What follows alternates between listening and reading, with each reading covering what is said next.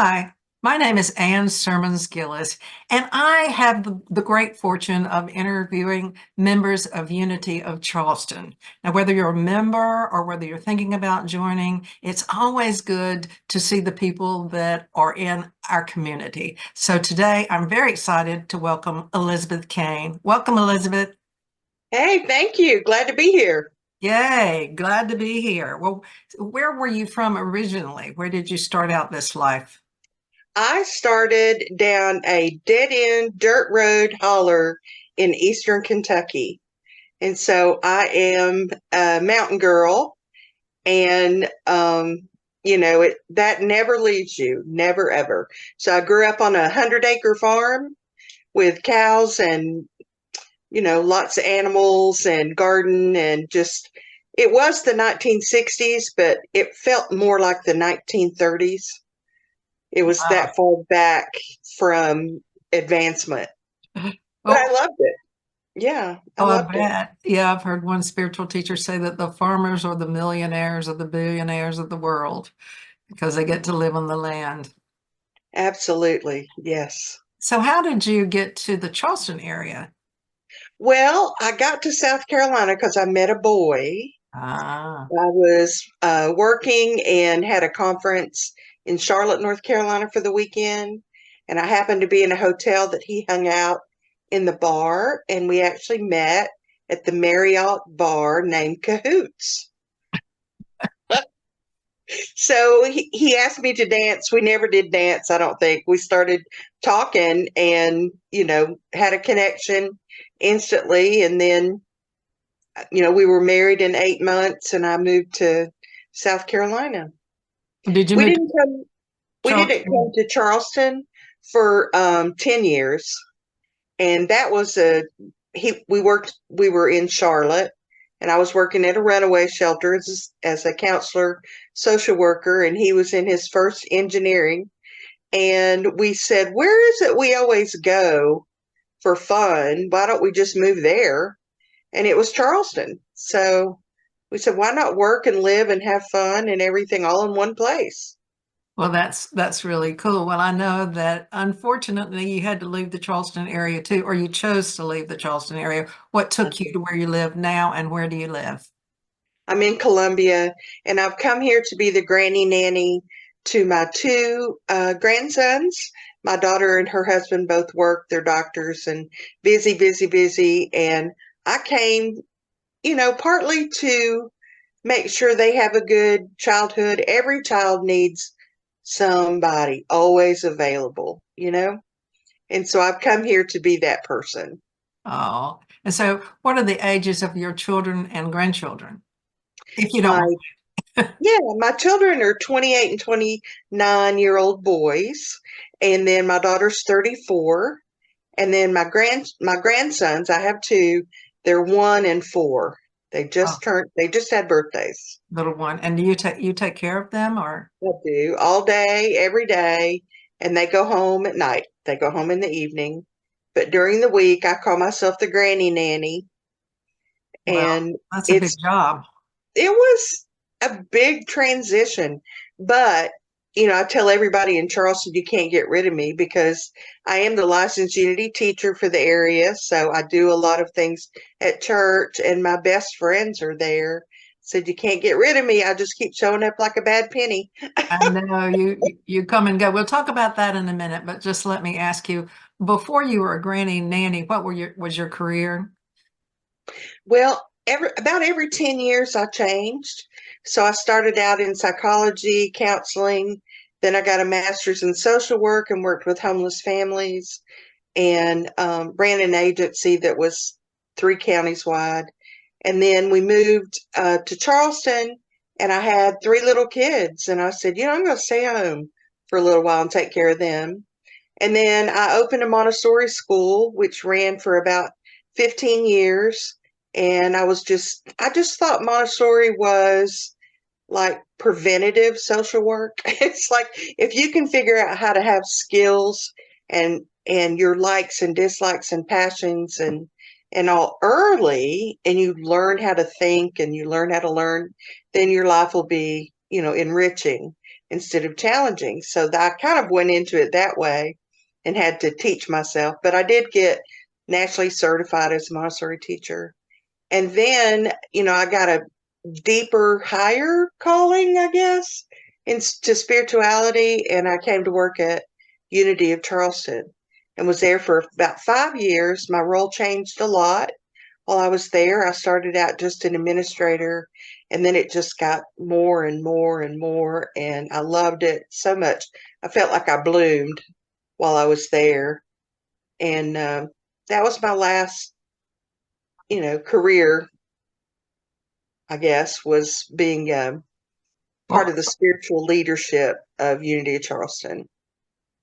Yeah. well, how did you say you started? Tell us a little bit about that spiritual search. What kind of awakening did you have, or call, or pull? Yeah. I have always had one. I went to church in a really small little country church that the Methodist church had abandoned because there weren't enough people to supply a minister, and they wanted that church to um, go in and merge with another church. And our little stubborn community said no. And so they said, we'll just run this church ourselves. So it was wild. Sometimes it was the bus driver who had a sermon to give. Sometimes it was our neighbor. Sometimes it was just, itinerant preacher coming through. But it was just a myriad of ideas, which was great as a little kid because my dad would say, would they tell you? And then he would say, well, do you believe it? So I became a theologian at, 8 years old because I had to come home on Sunday and explain what they'd said and did I believe it and go get the Bible and what does that mean? And so I mean, and I was very interested in all that. So I've always been on a journey. And then my husband was cradle Presbyterian. So we did that, raised our children as Presbyterians. I was an elder and ran the Christian Ed program and all that. And then um, kind of going into how I came to Unity is I joined some meditation groups and really felt like I was going into the metaphysical of spirituality and more the experience that I wanted to have rather than the knowledge. But I had to have the knowledge to then have the experience. That's just me. That's how I work.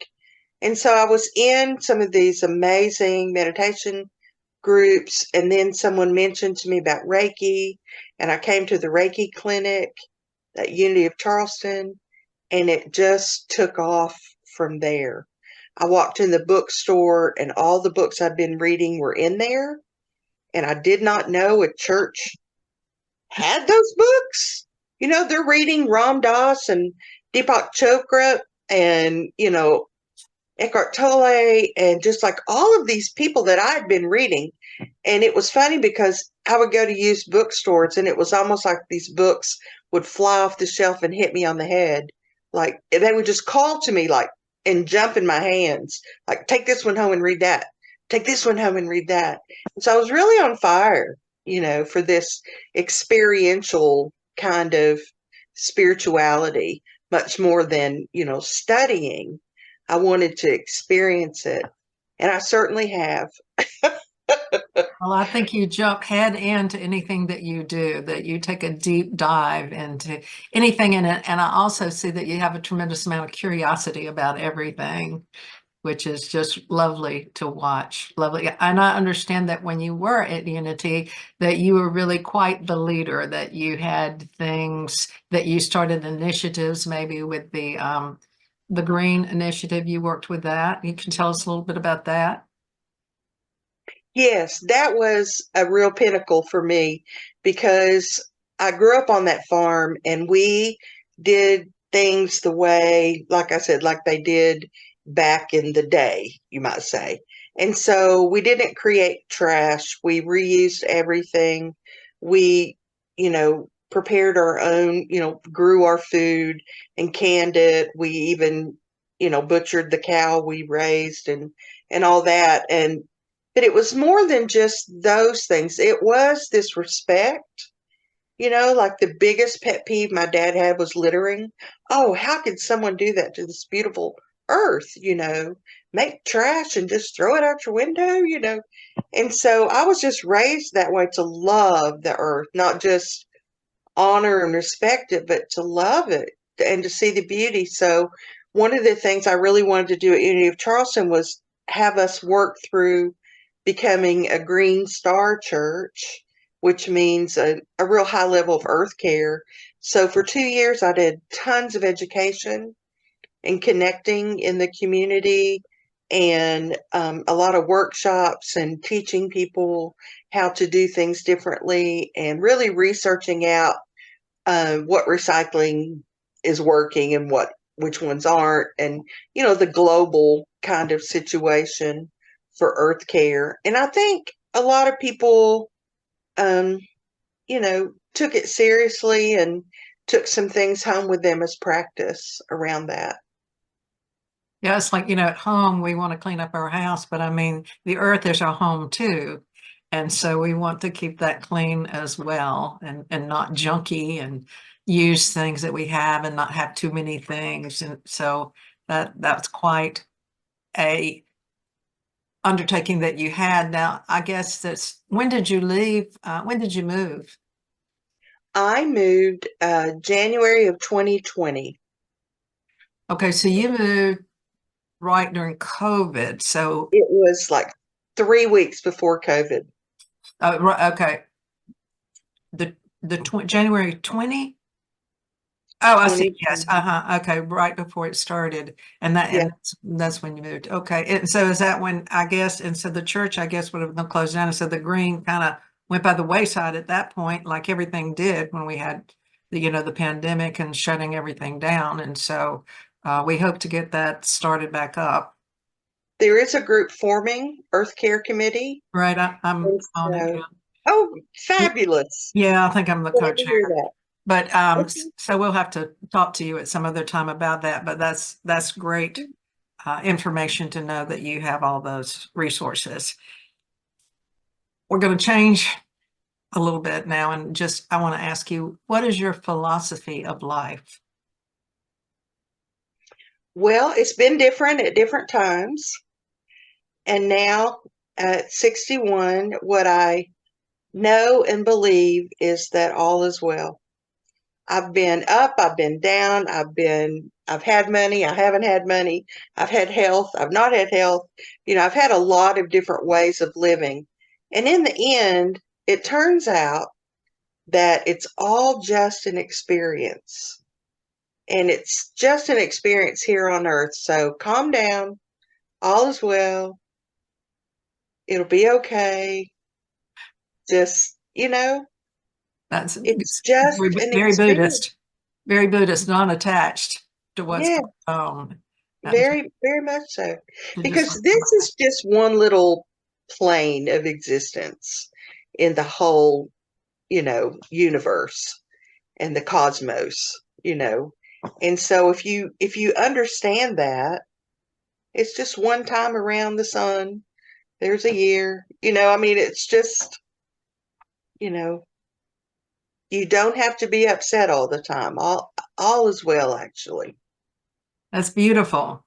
Well, I'm going to switch again to a topic. I know that this is a big topic, but I know Okay. that you had a near-death experience. So I'm going to ask if you could give me the Reader's Digest version about that, because I know that that was very transformative in your life and very unexpected for you and everyone else. Yeah. It was actually the month that I moved. And It what happened the happened month was, that you moved? yes, yes, it happened the month that I moved. Okay. And I had an undiagnosed kidney stone, and it wasn't hurting because it wasn't moving. And so what happened was it backed up my kidney, which became very infected.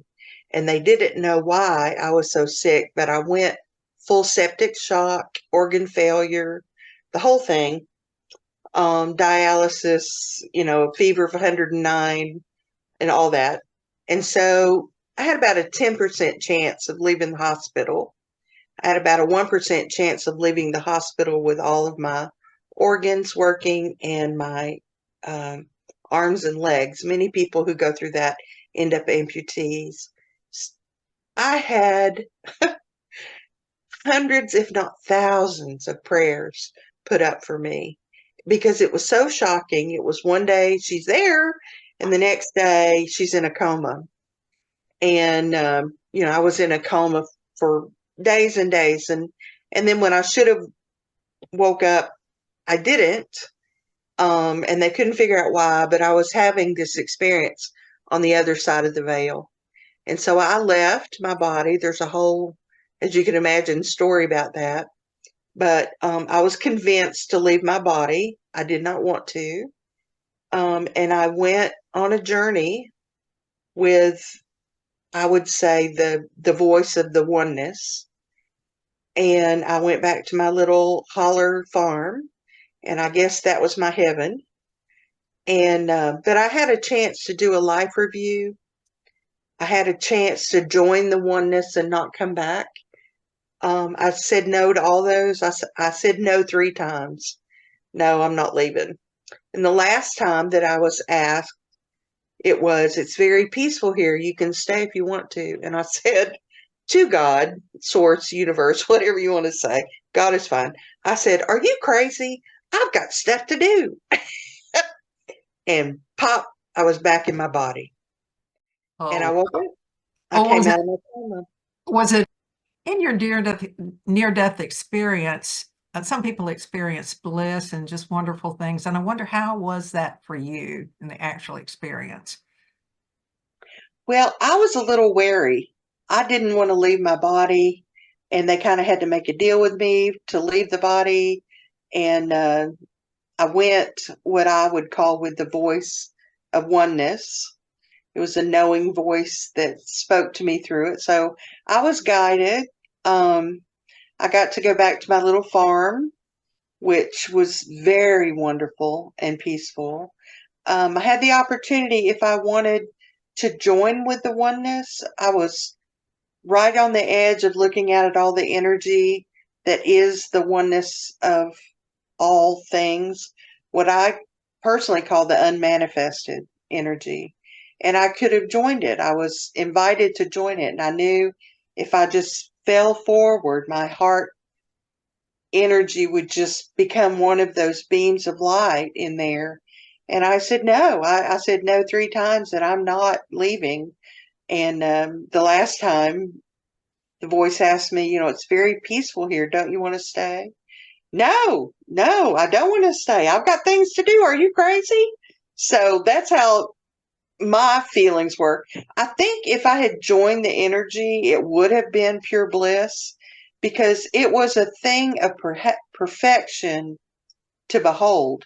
There was nothing to do, no struggle, no challenge, just beingness of energy. So I didn't choose that. I wanted to come back. I had things to do. Right. Okay. Well, so after all this, maybe you can tell us what is your philosophy of life? Well, I really believe, especially after the illness that I had, that all is well. I always said it, but now I like know it down in my bones because I've had money, I've not had money, I've been uneducated, I've been educated, I've been healthy, I've been not healthy, and all of it is just an experience. It's not the sum total of who I am. It's not even that this person here right now is all of me. There's more of me on the other side of the veil than there is on this side. It's just like a little piece of God came to have an experience. And so all is well. Whatever you're going through, it's okay. It's just another experience that needs to be had. And whether you chose it or it was given to you as yours to do, I don't know. But in the end, all is well. We all go back to that peaceful field of energy where everything is good. Perfection, in fact. Well, it's interesting that you chose not to go there at that time, that you knew it wasn't your time, but you did have a choice. I And did. a And ch- I do believe free will is here and it's there. My first grandson, was born 2 weeks before I had that whole medical crisis. And I had moved up here to raise him. So, yeah, I had stuff to do. That was not in my plan to die at that moment. I had my life carved in a totally different direction and I was headed that way. and you had that experience like 2 weeks after you had moved there, correct? That was Yep. quite a January 15th. boxes Yep. weren't even unpacked yet. No, no. Well, what are some of your favorite books or authors? Yeah, I love anything by Eckhart Tolle. I am such a fan. The Power of Now. I know people say this about books, but it changed my life. It really did. I love everything about him and I get it. You know, the way that he shares what he understands is in a way that I can get it. I think everybody um has a piece of the truth. You just have to find the author that speaks to you, right? That you can decode because we're all of the books in the end say the same thing. That's what I learned about reading 100 spirituality books or however many I've read is they all really say the same thing, but they say it in different ways with different examples in different situations in different contexts. So I kind of have stopped reading a lot of spiritual theology. I like Bible history in terms of understanding context of scripture and other religions. I got on that track when I was in Charlotte, so a long time ago, and the minister of the Presbyterian church there led a Bible study on what Paul really said about women. And it really unlocked that idea of people were speaking in their time, and we translate it now into, and it doesn't make sense. You know, a lot of what we understand about scripture doesn't make sense for our time because it wasn't written for our time. So I want to know the political situations, the family culture situations, and all of those background pieces, the context for me to understand what is really being said there in the Bible. I've read a lot about Jesus and everything from Deepak Chopra to what is the guy from Chapel Hill, UNC Chapel Hill? I'm trying to come up with his name. He has a lot of courses and things that look back on biblical history. I can't come up with his name, but anyway, so those are the areas that I like to go into. I like to do um, filling in the gaps and filling in the pieces now. I feel like I've got the gestalt of spirituality, but there's these little places where I'm curious about how that fits that I'll go reading about. Okay, so what are some of your passions and or hobbies? Well, I'm an artist and have been studied art in college and a exhibiting member of the Charleston Artist Guild and I have been deeper into that than I am right now. Right now I'm teaching art as a spiritual practice and I'm loving that. That At is so at Unity, we'll just at say at Unity. Unity, yeah. Third Saturdays of the month.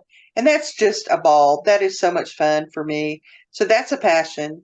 I don't create as much art as I used to because I don't have space and time.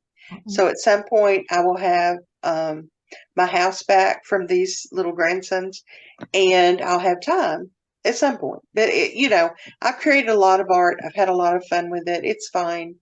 Um, so that and my family, I still am very close to my grown children, and my two sons are not married, so they still have a little time to talk on the phone every once in a while with me. And just I have family in Kentucky still. I'm the only runaway. Everybody else is still there.